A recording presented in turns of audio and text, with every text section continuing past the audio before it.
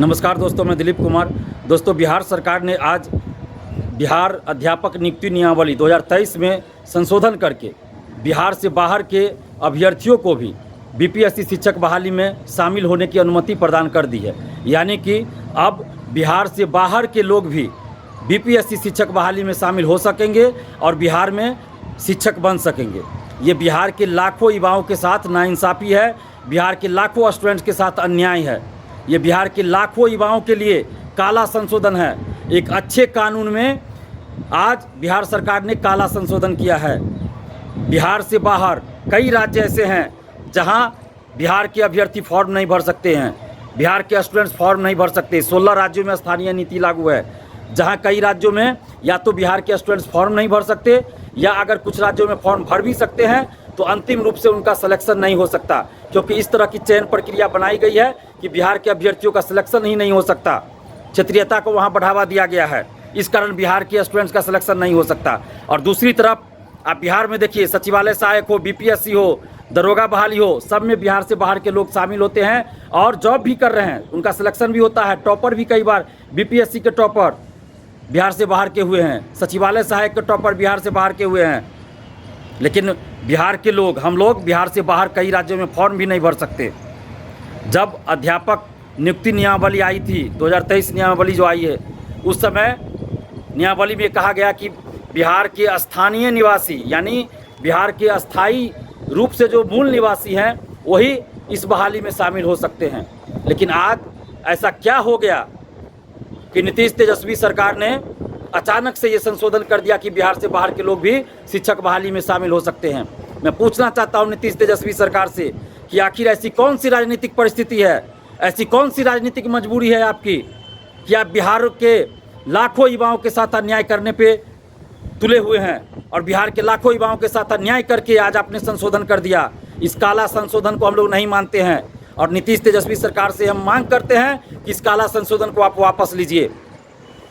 आप जब बिहार से बाहर के लोग फॉर्म भर सकते हैं तो 1 to 5 में जो 50% महिला आरक्षण लागू है, तो क्या सरकार इस बात का जवाब देगी कि जो 50% महिला आरक्षण 1 to 5 में लागू है, तो अब सामान्य कैटेगरी में क्या बिहार से बाहर की महिलाओं को भी आरक्षण दिया जाएगा या नहीं दिया जाएगा? 35% महिला आरक्षण जो आप देते हैं, उसमें दरोगा बहाली, सिपाही बहाली, बीएसएससी, सचिवालय सहायक, बीपीएससी, सब में बिहार से बाहर की महिलाओं को भी सामान्य कैटेगरी में 35% महिला आरक्षण का लाभ दिया जाता है। तो अब 9, 10, 11, 12 में जो 35% महिला आरक्षण का लाभ मिल रहा है और मिलेगा इस बहाली में, तो उसमें सामान्य कैटेगरी में क्या होगा? बिहार से बाहर की महिलाओं को भी महिला आरक्षण का लाभ अब मिलेगा।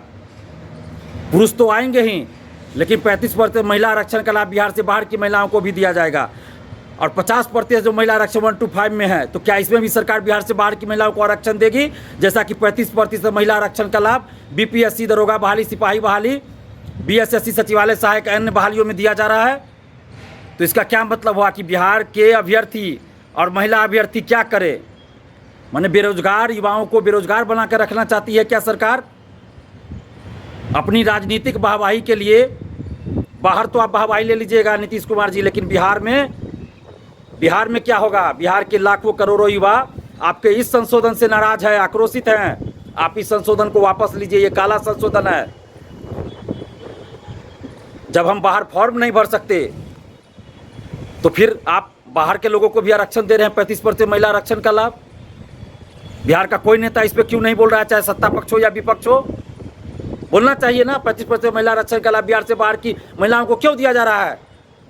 और अब जब शिक्षक बहाली में भी आपने बिहार से बाहर के लोगों को अनुमति दे दिया, तो अब वही होगा। पुरुष तो आएंगे ही, जो पुरुष अभ्यर्थी हैं उनके साथ तो नाइंसाफ़ी आप कर ही रहे हैं, और महिला अभ्यर्थियों के साथ आप और नाइंसाफ़ी हो जाएगी, क्योंकि 35% महिला आरक्षण का लाभ सामान्य कैटेगरी में बिहार से बाहर की महिलाओं को भी मिल जाएगा। 1 to 5 में 50% जो महिला आरक्षण है, उसमें सरकार क्या करेगी मुझे नहीं पता, लेकिन 35% जो महिला आरक्षण है, उसमें बिहार से बाहर के लोगों को भी आरक्षण मिल रहा है, दरोगा, सिपाही एवं बीपीएससी बहाली में, सचिवालय सहायक में। तो क्या बिहार की महिला अभ्यर्थी जो हैं, बिहार की बेटियां जो हैं, अब सिर्फ इसलिए रह गई कि वो चूल्हा चौका करे, बर्तन मांजे, वो शिक्षक नहीं बन सकती, दरोगा नहीं बन सकती, बीपीएससी में क्वालिफाई नहीं कर सकती, अधिकारी नहीं बन सकती? आप बिहार से बाहर की महिलाओं को अब आरक्षण दे रहे हैं।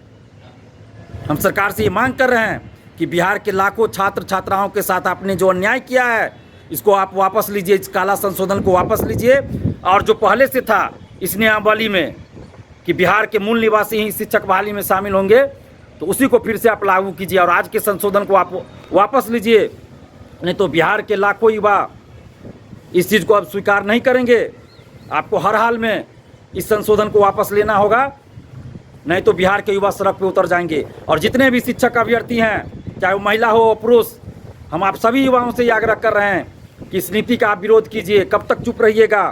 हम महिला अभ्यर्थियों से भी बार बार कहते रहे थे, बीपीएससी सचिवालय सहायक, बीएसएससी दरोगा बहाली में कि 35% महिला आरक्षण का लाभ सामान्य कैटेगरी में जो बिहार से बाहर की महिलाओं को मिल रहा है वो गलत हो रहा है। और आज तो शिक्षक बहाली में भी सरकार ने संशोधन कर दिया और अब बिहार से बाहर के लोग इसमें फॉर्म भरेंगे। तो ये बहुत अन्याय है। हम सभी शिक्षक अभ्यर्थियों से कहना चाहते हैं एवं सभी छात्र छात्राओं से कहना चाहते हैं, सभी बुद्धिजीवियों से, शिक्षकगणों से कहना चाहते हैं कि इस नीति का विरोध कीजिए।